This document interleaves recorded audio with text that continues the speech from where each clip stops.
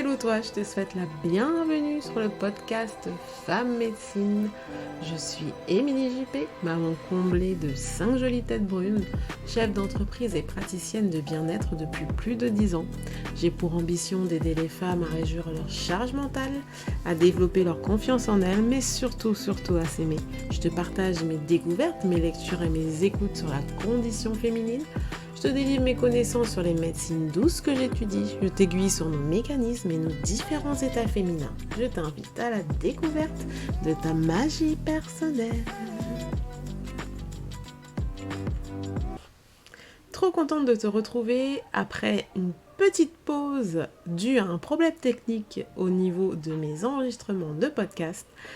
Il était temps, me voici de retour pour continuer à vous parler des bienfaits de la lithothérapie sur nos corps, nos esprits, mais aussi de toutes les médecines douces que j'étudie en me documentant et en me formant également pour pouvoir vous délivrer à vous et à mes patientes et des manières de prendre soin d'elles avec le plus de naturalité possible. J'avais envie de te parler aujourd'hui de la célébration de lune. Tu en as sûrement entendu parler déjà. C'est un moment où nous célébrons la pleine lune, un moment de gratitude et d'accomplissement. Il y a généralement 12 pleines lunes par mois, mais certaines années, comme cette année, nous en avons 13. Je vais te présenter les différentes lunes mensuelles et t'expliquer en quoi consiste un rituel et quels sont les bienfaits qu'ils peuvent t'apporter. Je te souhaite une belle écoute. Déjà, comment se passe un rituel et qu'est-ce que c'est ? Pour moi, un rituel, c'est un moment de méditation, d'introspection et de changement. En effet, chaque pleine lune qui passe marque le temps comme un calendrier civil. Je débute un rituel après avoir couché mes enfants, sauf bébé Ellie qui joue son rebelle et qui joue avec mes pendules. J'installe mon plateau et mes bougies, j'allume la sauge qui ne me quitte pas aux grandes dames de mes enfants qui se plaignent systématiquement de mes trucs de sorcière. J'ouvre le cercle, pratique une méditation courte et clôture généralement par le tarot ou le pendule.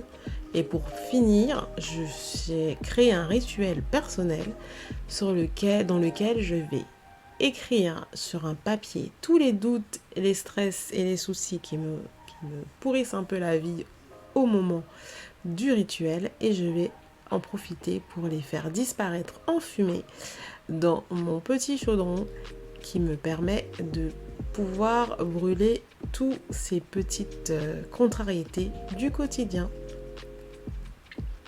Ça, c'est vraiment mon rituel de clôture. Tout le monde ne le fait pas, mais moi, je le fais à chaque fois. Et après, je vais tout jeter dans les toilettes et bye bye les soucis.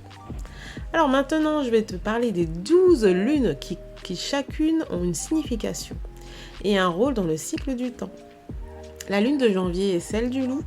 Elle invite à de nouveaux projets et à effectuer un rituel de protection. La lune de février, quant à elle, c'est celle de la mort ou de la tempête.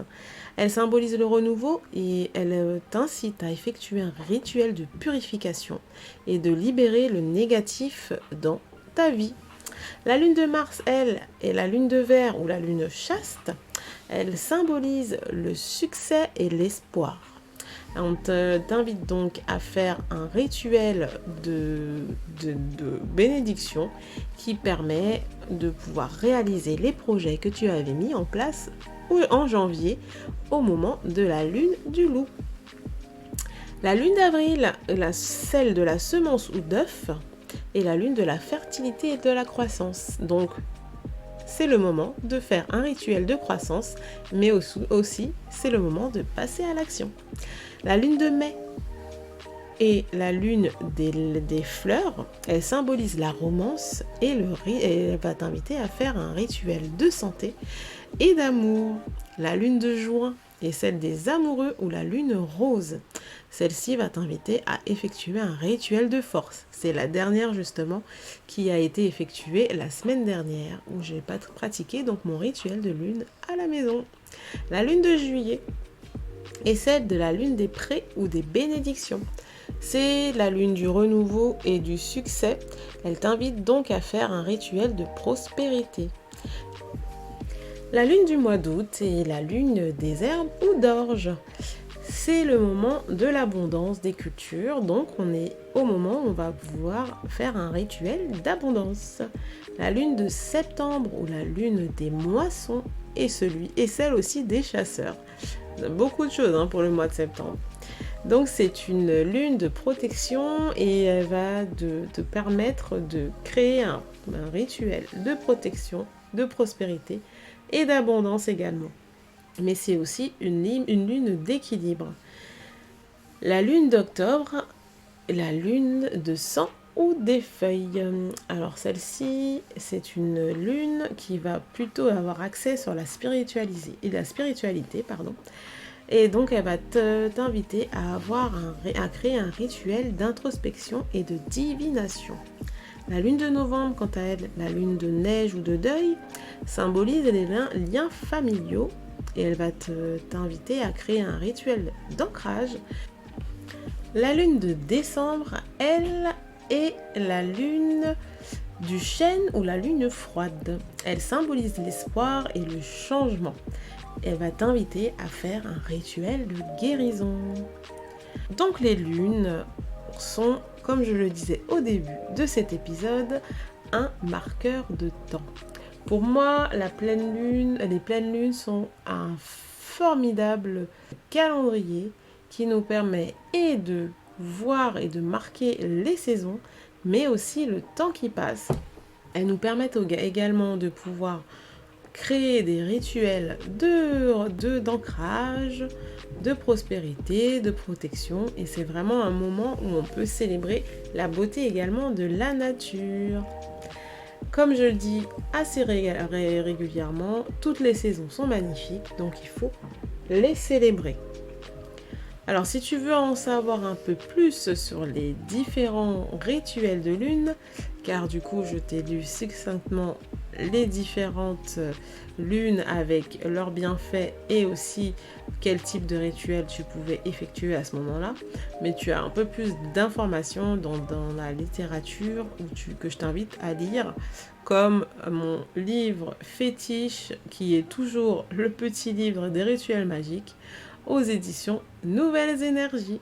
Cet épisode touche à sa fin. Je te remercie à toi d'être resté jusqu'au bout. J'espère sincèrement qu'il t'a plu et qu'il t'a permis d'en connaître plus sur les rituels de pleine lune. Je t'invite à le partager sans modération car l'information est précieuse et fait bouger les choses.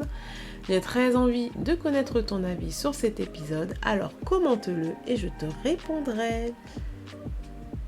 Je t'invite également à noter l'épisode 5 étoiles pour le faire décoller vers l'infini et au-delà, ainsi que les autres épisodes du podcast Femme Médecine, car c'est ta voix qui peut transporter la mienne.